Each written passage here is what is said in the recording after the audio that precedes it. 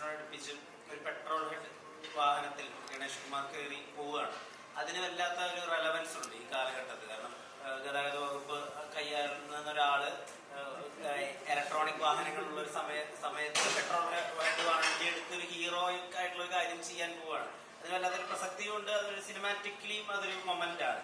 അപ്പൊ ആ സീനിലൊരു മേക്കിംഗ് അല്ലെങ്കിൽ അതിന് ഇപ്പോഴത്തെ പ്രസക്തി അതിനെ പറ്റിയൊക്കെ ഒന്ന് പറയാം. ഇതൊരു ഇന്ന് അടുത്തൊരു തലമുറയ്ക്ക് അറിയാത്തൊരു സാധനമാണ് ഈ വിക്ടർ സൂക്ഷിച്ചു വെക്കുന്നത്. ഈ പെട്രോൾ വണ്ടി എന്ന് പറയുന്നത് അതിങ്ങനെ ഒതുക്കി വെച്ചിരിക്കുകയാണ്. ആരും കാണാതെ മൂടിയിട്ടിരിക്കുക. പെട്ടെന്ന് അവരെ കാര്യം വിളിച്ചവരെ കൊണ്ട് പോവുകയാണ്. പോയിട്ട് അവരെ ഏരിയനെ രക്ഷപ്പെടുത്താൻ വേണ്ടിയിട്ട് നമ്മൾ പോകുമ്പോൾ പെട്ടെന്ന് ആ ഷീറ്റ് ഇങ്ങനെ മാറ്റുമ്പോഴാണ് ഈ പെട്രോൾ കാർ ഇവരാരും പെട്രോൾ വണ്ടി കണ്ടിട്ടില്ല. ആ ഒരു ജനറേഷനെ പഴയ ഒരു സാധനം നമ്മൾ നൊസ്റ്റാൾജിക്കായിട്ട് സൂക്ഷിക്കുന്ന ചില സാധനങ്ങളുണ്ട്.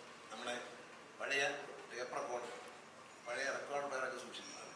റെക്കോർഡ് ഒക്കെ അതുപോലെ ആ ഡിസ്കൊക്കെ സൂക്ഷിക്കുന്ന പോലെ അതിൻ്റെ ഈ ഗ്രാമഫോൺ സൂക്ഷിച്ച് വയ്ക്കുക. അങ്ങനെയൊക്കെയുള്ളൊരു സാധനമായിട്ട് വളരെ വാല്യൂബിളായിട്ട് ആരും കാണാതെ സൂക്ഷിച്ച് വെച്ചിരിക്കുക. പെട്രോൾ വണ്ടി വെളിയിൽ കണ്ടാൽ കുഴപ്പമില്ല.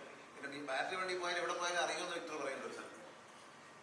അതാണ് അതിൻ്റെ ഒരു രസമായിട്ട് തോന്നിയത്. അതിനകത്ത് വേറെ കാര്യങ്ങൾ അതൊരു പിന്നീട് വന്ന സീനുകളായിട്ട് കഥ പറയുമ്പോൾ എനിക്ക് തോന്നുന്നു ഏരിയനായിട്ടേ കണ്ടിട്ടുള്ളൂ. ഇപ്പോഴാണ് നോർമലായിട്ട് കാണുന്നത്.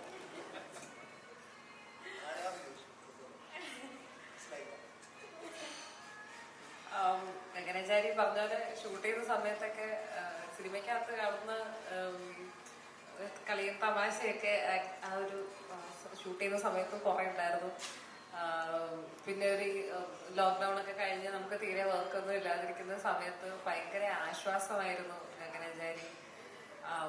ചന്തുവായിട്ടാണെങ്കിലും സുജിത്തും സായൊക്കെ ആയിട്ടാണെങ്കിലും നമ്മൾ ഭയങ്കര ഒരു റാപ്പോ ആയിരുന്നു ഉണ്ടായിരുന്നത്. ഗണേശ് സാറായിട്ടും ആണെങ്കിലും എനിക്ക് അവരോട് ഭയങ്കര കുറെ കഥയൊക്കെ പറയും എപ്പോഴെപ്പോഴും.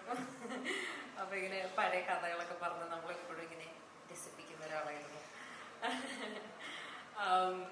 പിന്നെ എന്താ പറയാ, ഇത്രയും നല്ല ഒരു റെസ്പോൺസ് കിട്ടാൻ സാധിച്ചതിൽ വളരെയധികം സന്തോഷമുണ്ട്.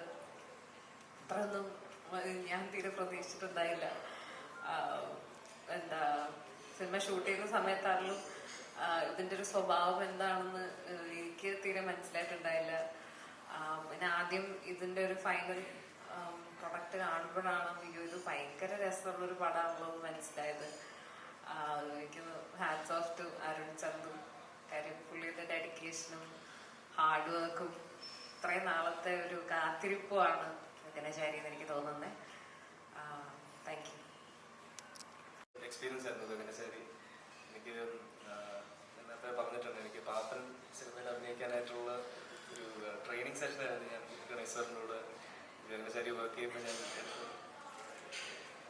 ഗണേഷ് മാമിന. പക്ഷെ എനിക്ക് നിങ്ങളുടെ അടുത്ത് അഭിസംബോധന ചെയ്യുമ്പോൾ ഗണേഷ് സാർ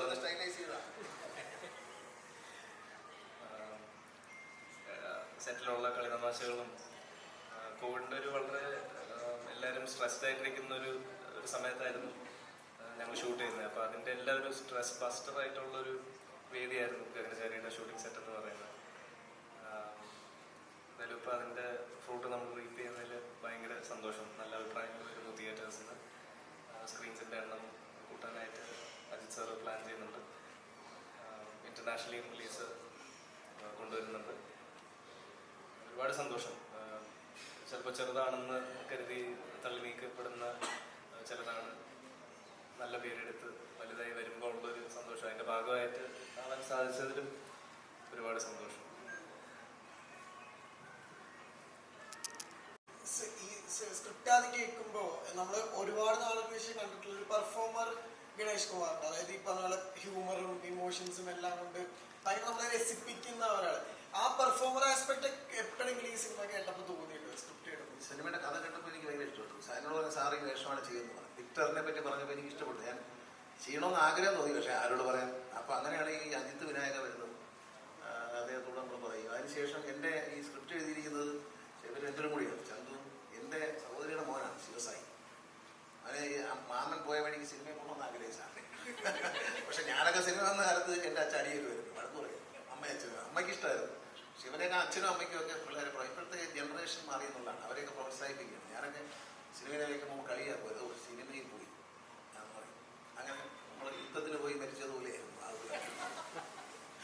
പക്ഷേ ഇപ്പൊ കാലം മാറി, നല്ല കുട്ടികൾ വരുന്നവർക്ക് നല്ല ഐഡിയ. ഒരു ഡോക്ടർ തന്നെ ഒരു സീനിൽ അഭിനയിച്ചു, പക്ഷെ നമ്മൾ മനസ്സിൽ തട്ടും.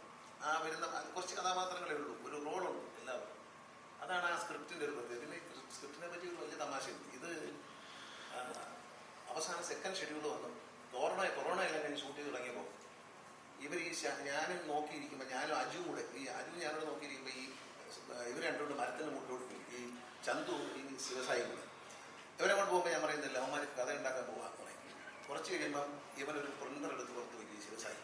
ഉടനെ ചന്തു അത് ദൂരേക്ക് അറിയാത്തവരെ നിൽക്കും. പിന്നെ അതിനകത്ത് കമ്പ്യൂട്ടറിൽ കഴിച്ച് ഒരു സീൻ ഇറങ്ങി വരാം. ഈ പ്രിന്റ് ചെയ്ത് വരുന്ന ചൂട് സ്ക്രിപ്റ്റാണ്. അവസാനം ഞാൻ പറഞ്ഞു, ഇനി നിങ്ങളെ ഈ കാറും അത് വെച്ചിരിക്കുന്ന കാറും പ്രിന്ററും ലാപ്ടോപ്പും എടുത്ത് തോട്ടിൽ അങ്ങനെയാണ് നിർത്തിയത്.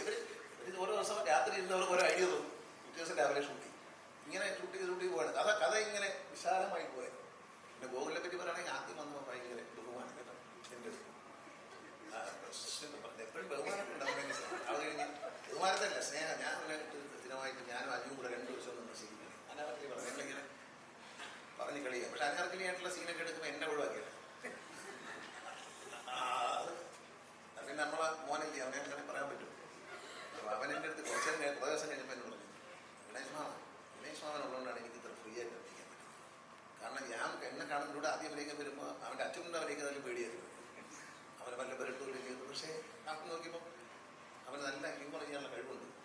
ഞാൻ പറഞ്ഞു, മുമ്പ് എന്നോട് ചോദിച്ച ചോദ്യമുണ്ട്, ഇത് നല്ലൊരു പെർഫോമിങ് ക്യാരക്ടർ ആര് തന്നു? മണിച്ചിത്ര താഴെ കിട്ടി, എനിക്ക് നന്നായിട്ട് അഭിനയിക്കാൻ പറ്റും. നേരിൽ കിട്ടി, നന്നായി അഭിനയിക്കാൻ പറ്റി. ദൃശ്യത്തിൽ കിട്ടി, നന്നായിട്ട് അഭിനയിക്കാൻ പറ്റി. അപ്പം നമുക്കൊരു അവസരം തരാത്തതുകൊണ്ടാണ് നമ്മൾ ഒരു ആളുകളുടെ മനസ്സിൽ പ്രീ ഫിക്സ്ഡ് ആയിട്ടുള്ള ചില സിനിമയിലുള്ള ആൾക്കാർ, മറ്റ് സാധാരണക്കാർക്കല്ല, അവർക്കൊരു ഇന്നതുപോലെയൊക്കെ ആണ്, ഇന്ന ആളൊക്കെ മതി എന്നൊരു ധാരണ. ചന്തു എന്നെ കണ്ടപ്പോൾ ഇഷ്ടം തോന്നി. കാരണം എൻ്റെ ഇരകൾ മൊട്ട് ചന്തു ഇങ്ങനെ പറയും, ഇരകളിങ്ങനെ പ്രകാശം കണ്ടിട്ട് ഇരകൾ എന്ന് സിനിമയിൽ ചോദിച്ചു.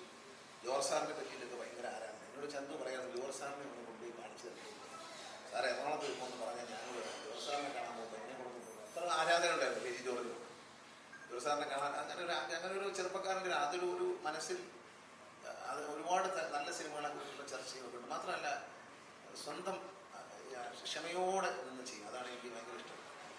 അത് നല്ലൊരു അവസരം, കഥ പറയുമ്പോൾ തന്നെ നല്ലൊരു അവസരം എനിക്ക് കിട്ടിയെന്നുള്ളതാണ്.